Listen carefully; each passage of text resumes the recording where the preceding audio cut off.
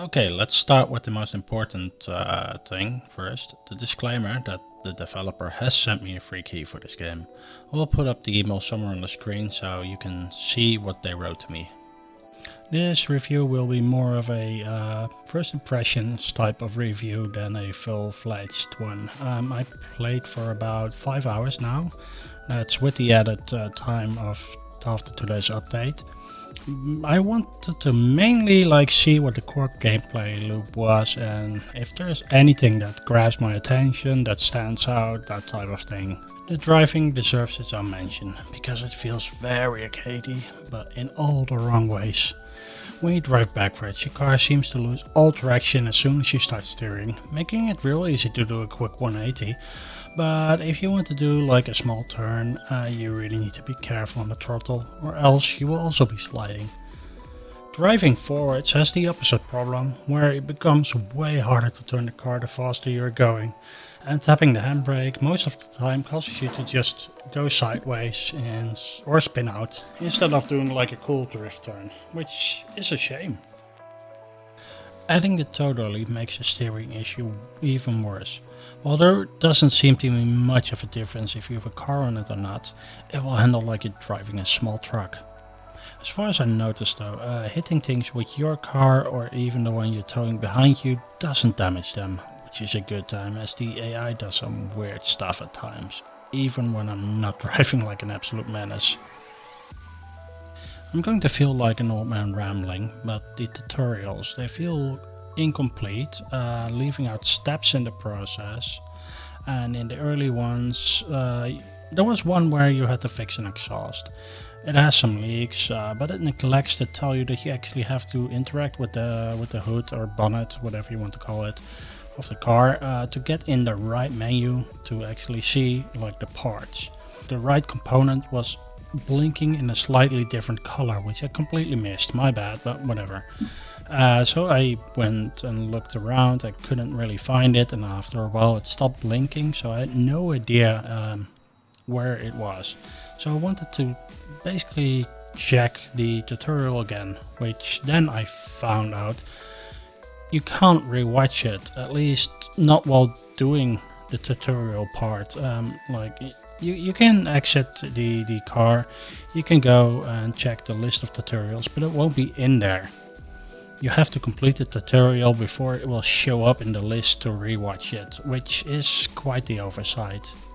Anyway, the tutorial system really needs some work, from making sure there are not missing steps to being able to rewatch the ones you're currently doing, and also I would have loved for it to just have a list of tutorials you can go to in the escape menu, but instead you have to use the tablet or PC in the actual game instead of being able to press escape and just go to the tutorials. Personally, I don't really like the system of the Vandal, which I am not the only one in, but it's basically an NPC that spawns in, and the game explains it like your competition doesn't want you to be there, so they send someone to come and vandalize your cars by making them dirty, maybe even sabotaging them.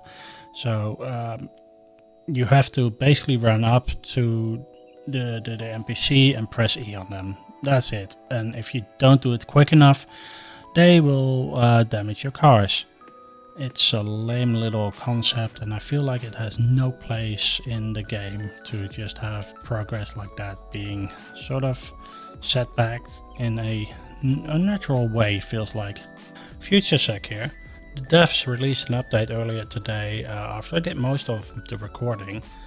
There are no official patch notes, so I went on to SteamDB just to see what I can find out.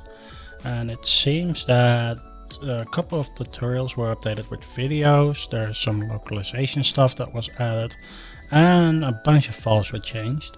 So when I went back into the game, I could not really find any major changes, except for it was way easier to get up on the curb with the car than beforehand. I am sure I missed some other things that were in there, but it's hard to know without the patch notes. So I'd like to apologize if I missed anything major, but I don't think I did. The gameplay loop seems to be what you would expect. You buy a car, fix it up and sell it for as much profit as you can. Over time you unlock easier and better ways to repair the car, gating specific repairs behind upgrades as well. Early on though, things like the sanding felt like an absolute chore to do, but that has to do with the way the task is implemented. When you are sanding, your camera basically locks in place. You can only move your mouse cursor in front of you. Even if you try to step sideways, it often ends up on weird positions where you did not expect it to go, and it also skips spots. And the early upgrades also play into this limitation by making this process faster, while also still suffering from the same limitation.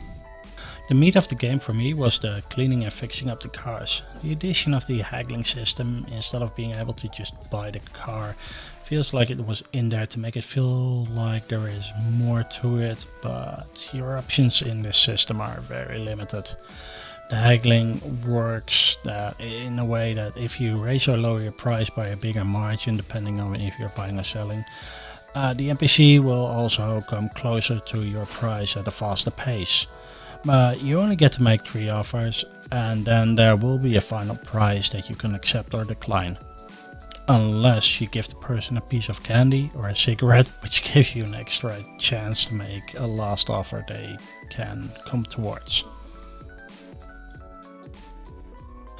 To conclude it all, this game is very generic. It's missing its own unique twist and feels like they're just trying to put out another simulator game because they're popular right now, so it might be easy to earn some money there, especially at the €20 price that they mentioned in the email.